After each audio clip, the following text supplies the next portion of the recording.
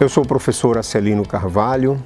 O tema sobre o qual eu tratarei é o direito na era da pós-verdade, a crise da jurisdição no Brasil. A crise na jurisdição está inserida numa crise maior, que é a crise do país, que é a crise do Estado brasileiro. No ano passado, durante o segundo Congresso Internacional de Ciências Jurídicas, o ex-ministro Francisco Rezec falava desta crise, ressaltando que ela atingiu não só o governo ou o parlamento, mas todas as instituições, incluindo o Poder Judiciário, e de modo especial o Supremo Tribunal Federal.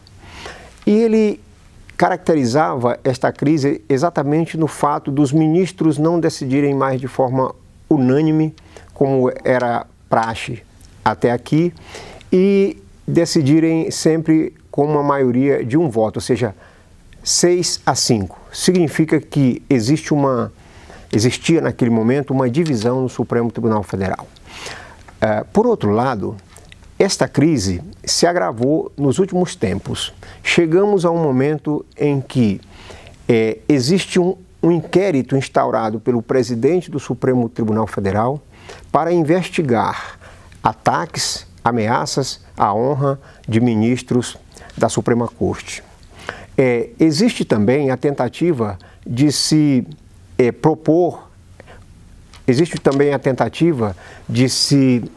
instaurar uma CPI no Senado Federal para investigar os tribunais superiores, a CPI para investigar o ativismo judicial.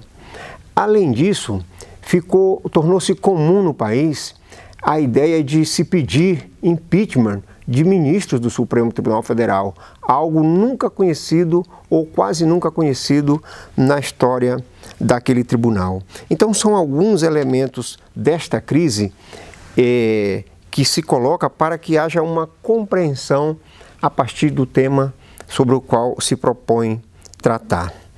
Agora, qual seria a causa desta crise? Uma professora da Fundação Getúlio Vargas, que desenvolve um projeto de pesquisa sobre o Supremo Tribunal Federal, recentemente, numa publicação na grande imprensa, afirma que o próprio Supremo é, na verdade, entre aspas, o culpado por essa crise que se instaurou ali e, em virtude, de modo especial, das posturas políticas, da atuação política do tribunal nos últimos tempos.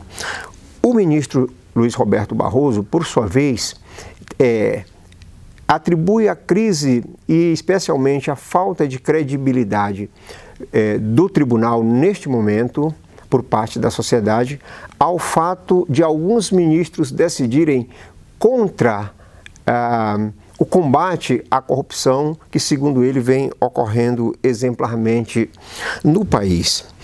O ministro Gilmar Mendes, por sua vez, na linha da judicialização, sustenta que o tribunal precisa retomar, e o Poder Judiciário de um modo geral, a ortodoxia no sentido de aplicar a lei, aplicar a Constituição. Também é nesse sentido a postura, por exemplo, do ministro Marco Aurélio de Mello. Significa, então, que a politização dominou o Supremo Tribunal Federal e é preciso, então, se retomar o leito do direito, a aplicação da lei e da Constituição. Ora, recentemente, um pensador, que não vou me referir aqui o nome dele, teria dito, segundo notícia na imprensa, que a culpa da crise do Brasil é dos professores de direito, dos professores de filosofia e dos professores de ciências sociais. Teriam os professores de direito responsabilidade por esta crise? Por evidente, não entrarei no mérito da fala deste pensador, com a qual não concordo nos seus fundamentos, mas evidentemente que o ensino jurídico tem um déficit, tem responsabilidade com relação à crise que se instaurou no país. E aqui não é propriamente culpa dos professores. Falo déficit do ensino jurídico.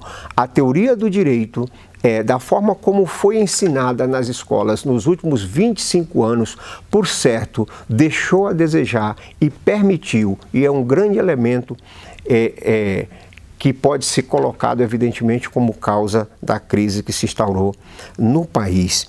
E para se compreender isso, eu proponho, então, que se parta de um conceito, de uma noção, de um fenômeno que é próprio dos nossos dias, que já ficou conhecido como a era da pós-verdade.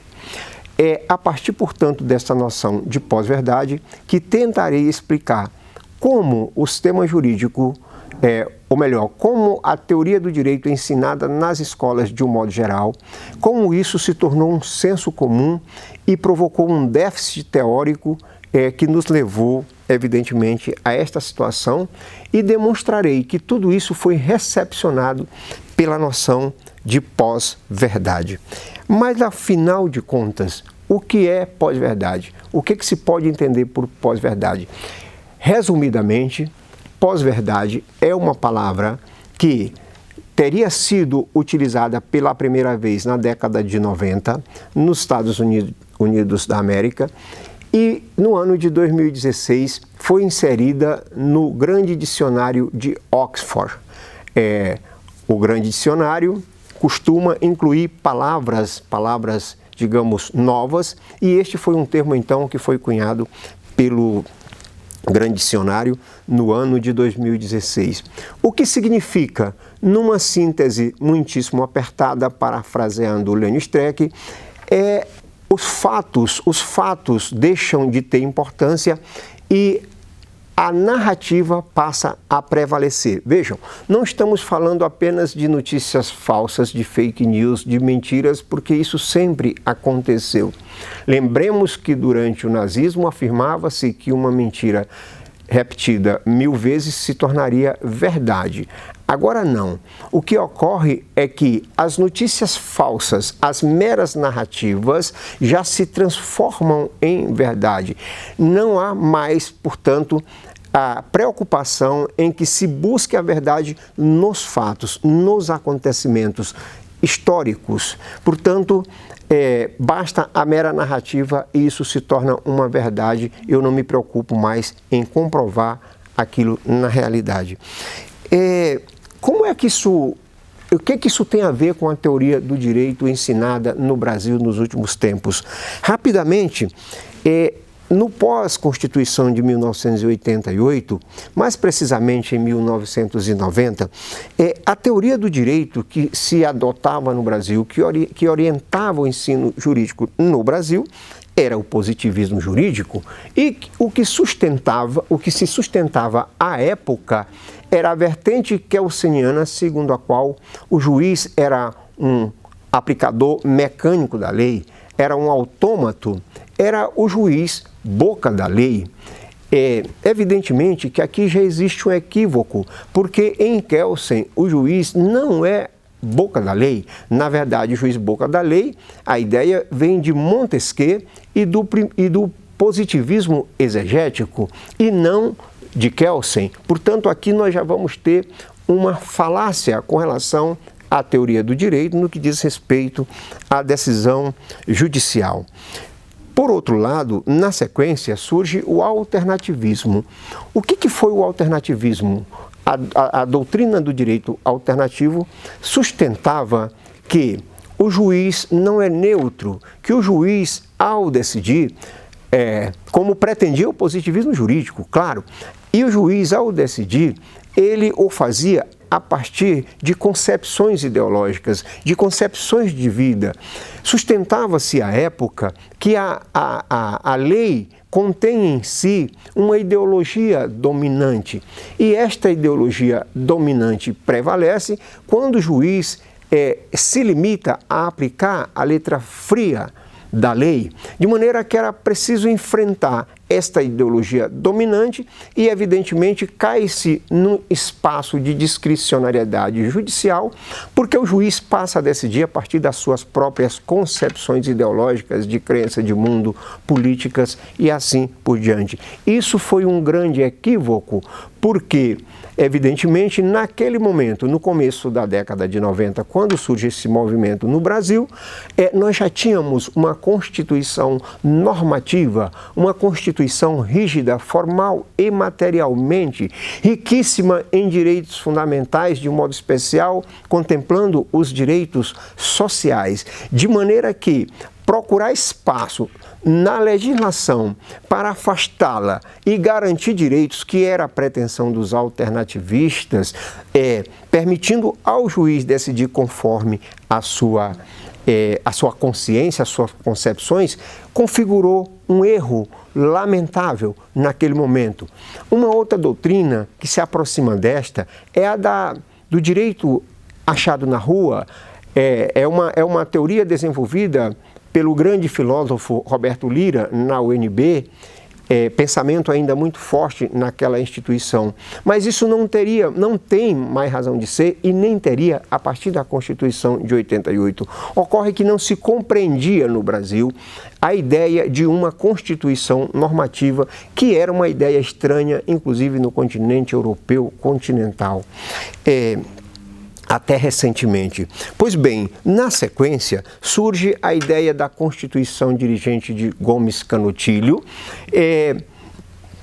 cujo subtítulo da obra onde o professor trabalha essa tese nunca foi bem compreendido, que é exatamente a vinculação do legislador. Por que ele sustenta esta tese? Por evidência, porque no constitucionalismo europeu continental, o legislador não estava limitado materialmente pela Constituição, pela força da Constituição.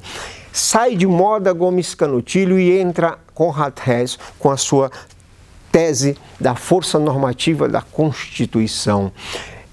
Infelizmente, essa busca do tema da moda é uma coisa assustadora e preocupante. Enfim, na sequência, chega-se a uma outra noção, que é a de pós-positivismo. O positivismo jurídico não deu conta e não dá conta das questões jurídicas do nosso tempo. Ele foi a causa exatamente das atrocidades praticadas no âmbito do nazifascismo durante a Segunda Guerra Mundial, porque o legislador não tinha limite, porque a autoridade que elaborava a lei não tinha limite e agora, portanto, é preciso que existam valores que se sobreponham a todo e qualquer poder.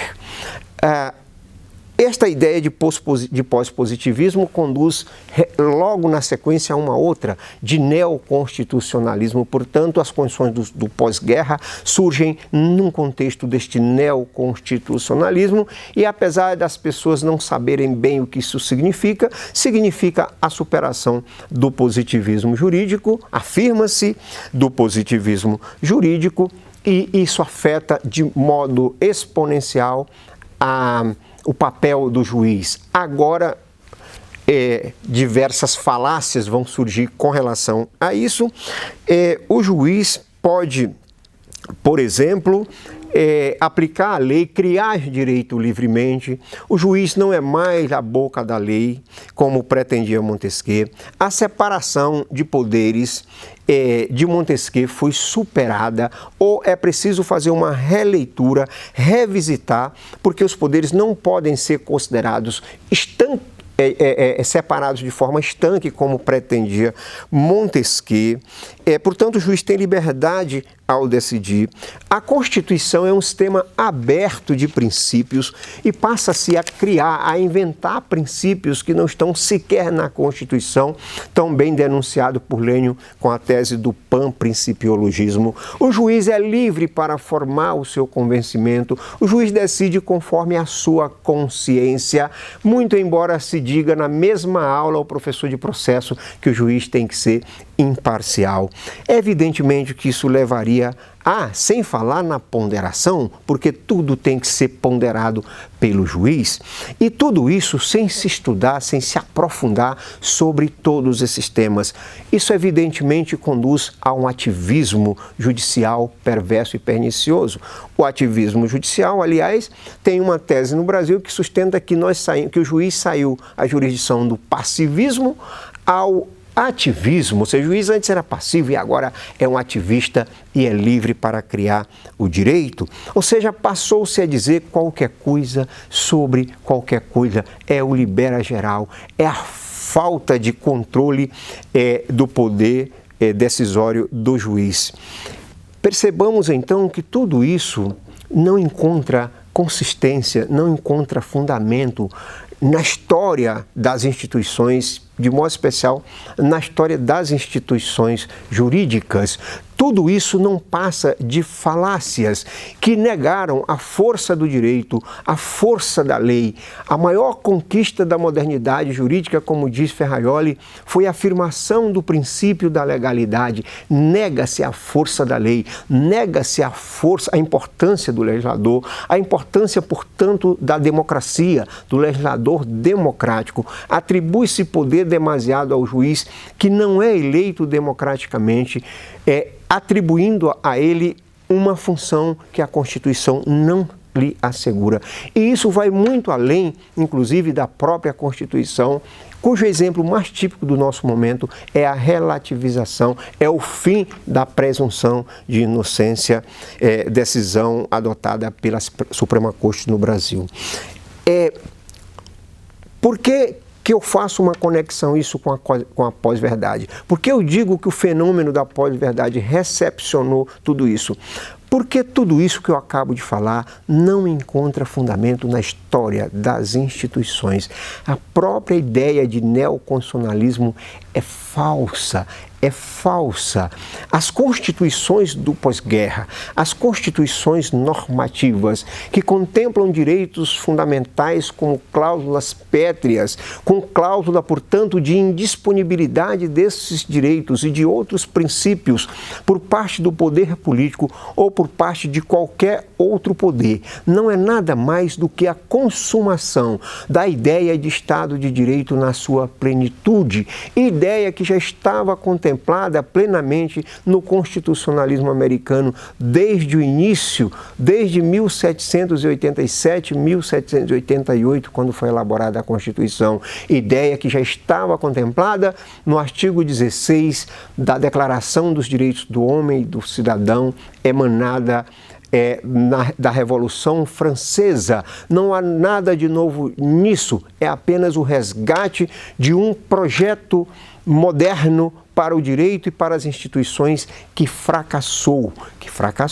E é preciso, portanto, era preciso reconstruir isso no pós-guerra. É esta compreensão que não se tem. Por isso, em virtude de um déficit do conhecimento jurídico, da teoria do direito, da teoria do Estado, da teoria da Constituição, do próprio positivismo como modelo teórico durante todo esse processo, que faz com que se possa conectar isso à ideia de pós-verdade. E esta é definitivamente a causa da grande crise da jurisdição no Brasil.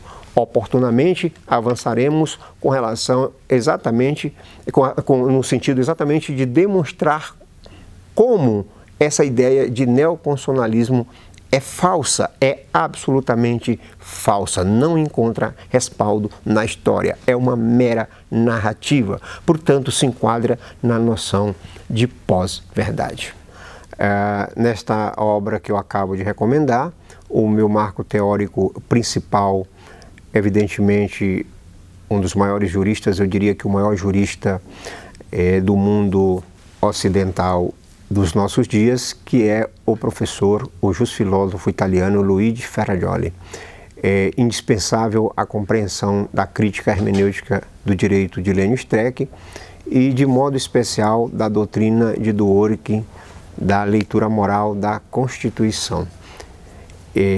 Com esses marcos teóricos e com o resgate da filosofia política, da teoria do Estado e da teoria da Constituição, é possível se chegar a uma compreensão adequada de todo esse processo histórico e, de modo especial, compreender a crise e apontar as soluções para a sua superação.